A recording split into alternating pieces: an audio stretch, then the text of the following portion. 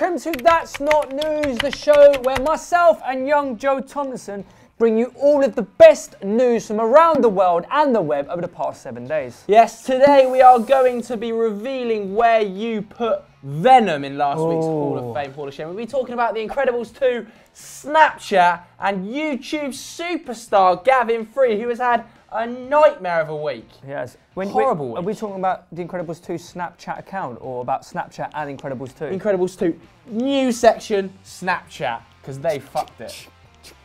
Anyway, let's kick it off, yeah?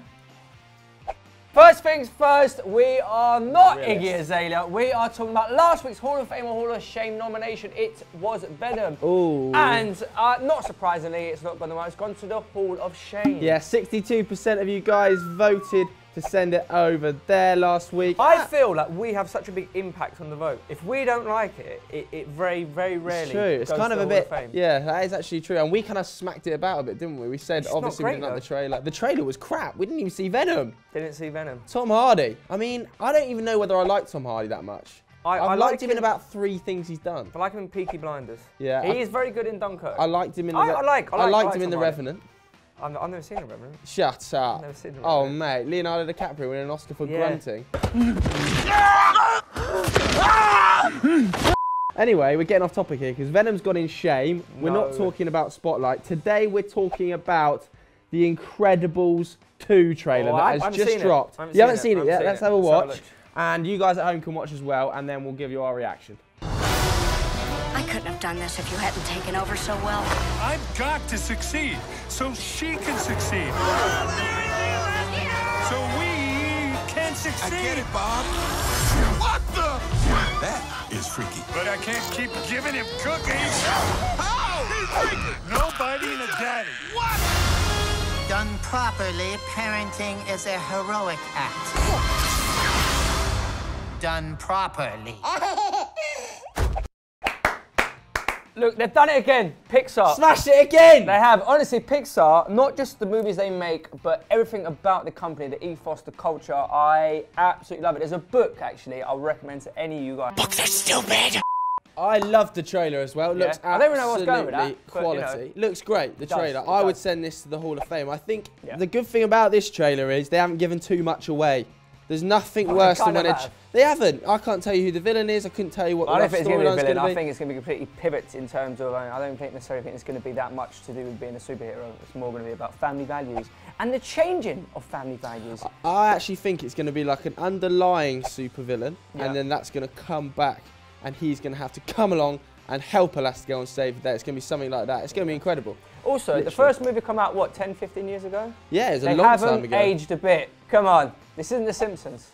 I know, but maybe in the story arc or like their timeline, it is actually only a year or 2 years later. Well, there you go. I've been proven wrong by Joe Thompson. Just because the actors have aged 15 years doesn't mean the storyline has to have. He doesn't actually know. I don't know. I am purely guessing, but seeing as the baby hasn't grown up. Also, did you know that Joe was actually in a Pixar movie? He was actually the baddie in the first Incredibles. Ah. Picture on screen now. Pathetic. Anyway, more importantly, we want you guys at home to vote to send it to Fame or to Shame. Incredibles 2. Click the I button up there and have your say.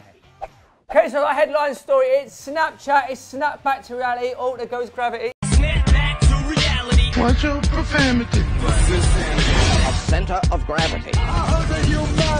Bisexuality. Oh, and it's hit the ground with a bang, mate. It's all gone wrong for Snapchat, hasn't it? Obviously, they last week released a brand new update which splits influencers in business and your friends to either side of the profile. And it's gone down badly, David, to say the least. Well, it's quite obvious why they did it. They need to start to create some revenue. All right, this is why they've done it. You know, there was a valuation of whatever it was, something billion dollars. So, and when you have a valuation at that point, you have to start to prove some form of income coming in. So this is what they're doing. So they're trying to essentially say to brands, come on board, take all of these millennials that we now have in our possession, that we own, and you can sell to them. But clearly, they've pissed off an awful lot of millennials. We have over 1 million people sign a petition to get the old Snapchat reverted. Yeah, it's not going to happen though. Spiegel, the CEO of Snapchat, has come out today to say there will be no change to go back. Obviously, things change, and it does take a lot. Generally, with the millennials, it takes a lot for them to accept the change, doesn't it? But they always do. Change. But they always do. They always do eventually. Yeah. But in this case, I think they could have killed themselves, Snapchat. I think it's going to kill the app. Well, I feel like they were in big trouble. Especially with how close Instagram Well, that's what I'm saying. I feel like, you know, if this was 2 years ago before Instagram stories, etc. Yeah, you know, you'd have had a chance. But Snapchat. But it's not, is it? Although what I will say, I read an article recently in, I think it was Ad Weekly, talking about how businesses absolutely love it. Yeah, and but consumers there is and the no users, value if the users leave. Yeah, but even if they keep 70% of the users. Well, if they've done that, then fair enough. Again, this is all about money. Do you think that Snapchat should have sold when Facebook came in with the offer for them? Well, you kind of have to say no, because when the original offer was, it was for an awful lot of money. They turned it down 18 months later. They were valued at like 10x of that. So maybe all they need to somehow, like what they're trying to do, they're trying to turn this great audience that they have, this great user base, to try and turn it into some way of making money. So this is what they're trying to do. Yeah. You kind of have to you kind of have to say yes, they're trying, but it's clearly not working, because if you lose your user base, then you have no value in the market anyway. Yeah, I'd be a bit nervous if I was Spiegel, the Snapchat CEO. But what do you guys at home make of the new Snapchat update? Should they just go back to how it used to be, or should they persevere and try and get more money out of the brands? So let's know in the poll, should they go back to the old update, or should they persevere what they're doing, or should they bring back MySpace? Let us know in the poll up there. Was you ever on MySpace? No. You was never on MySpace? My trampy little sister says MySpace is the new boutique hall.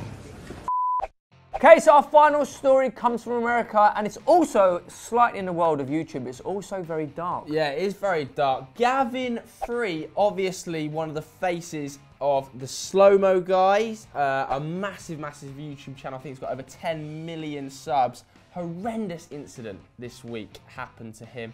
He was at home in Austin, Texas, with his girlfriend Meg Turney, who was another YouTuber, about 400,000 subs, when a gunman broke into their house. This guy had travelled 10 hours. He was a stalker of Meg's with a gun to try and kill Gavin Free. The pair of them hid in a cupboard. He couldn't find them, luckily. He went outside and was shot dead on the driveway by Texas police. This is a crazy, crazy story. I'm reading about it now on Sky News. I mean, what on earth is going on when people are breaking into YouTubers' houses to try and kill them? Well, he's clearly mentally unstable, isn't he? Yeah, but this is a crazy story. This is a crazy story. Dave actually had a YouTube stalker as well. Well, it was a guy called... He threatened me with dragons.